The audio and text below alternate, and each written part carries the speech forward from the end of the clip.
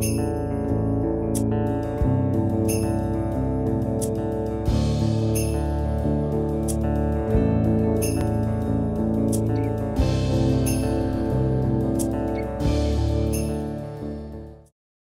first point is that you need to be very clear what are your goals, and you need to know very clearly your target audience, your target customers. If you don't know where your customers are, you won't know how to approach them. So first you know that your target customers are those, then you need to find a strategy how to approach them.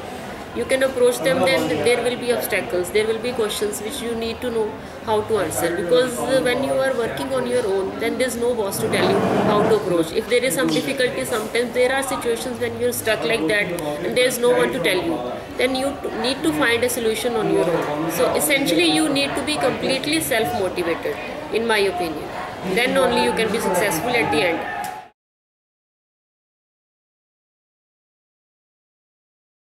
Partnerships is like a family in your work.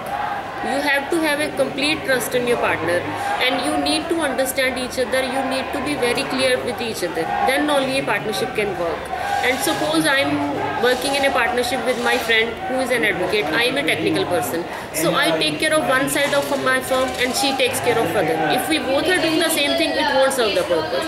So we need to complement each other in a nice way, in an understanding way, and in a trusting way. And we need to have the same mindset, same frequency, and same kind of ambitions. Then only we can succeed.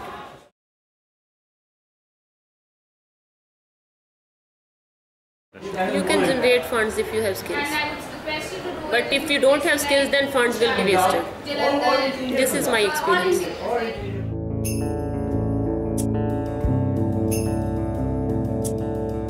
All cheers to time.